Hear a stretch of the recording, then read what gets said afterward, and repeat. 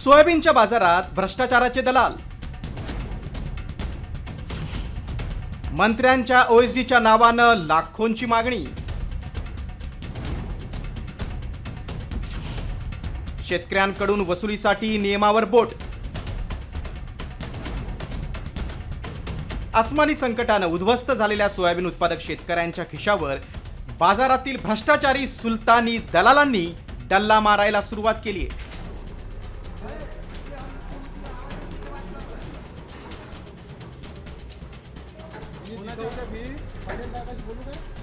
हे दृश्य पहा. अकोल्यातल्या अकोटमधील नाफेडच्या सोयाबीन खरेदी केंद्रावर सोयाबीनची अनेक वाहनं खरेदी न केल्यानं अडकून पडली आहेत. मात्र या शेतकऱ्यांच्या अडवणुकीमागे आर्थिक रॅकेट दडल्याचा आरोप शेतकऱ्यांनी केलाय.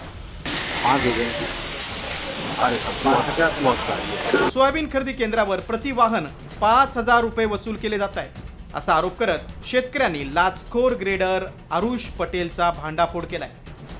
सोयाबीनची नाफेड मार्फत खरेदी चालू होती.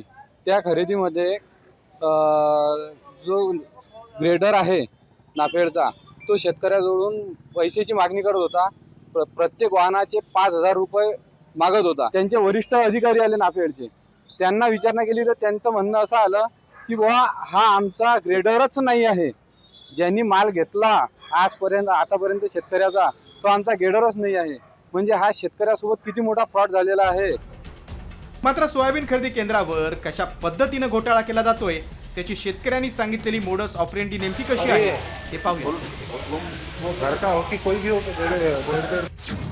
प्रतिवाहन 5,000 रुपये न दिल्यास माल नाकारणे, मालाची प्रतवारी कमी करणे, वाहन जास्त वेळ अडवून ठेवणे.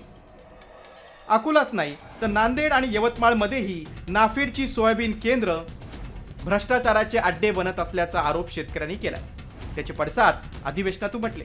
काँग्रेसचे नेते विजय वडेट्टीवारांनी थेट सोयाबीनच्या पिशव्या विधानसभेत घेऊन जात लाचखोर अधिकाऱ्यांकडून उत्तम दर्जाचं सोयाबीन नाकारलं जात असल्याचा आरोप केला.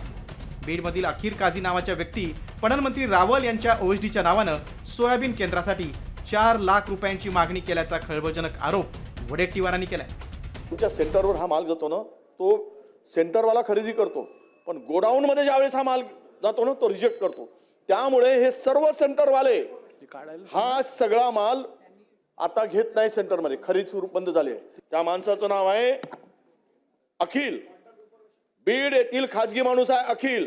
हा माणूस प्रत्येक सेंटर मंजूर करायसाठी 4 लाख रुपये घेतो. 4 लाख रुपये. आणि नाव काय सांगतो माहिती आहे? तुमचे ओएसडी अभिजित पाटील आणि गरजेचं नाव सांगतो.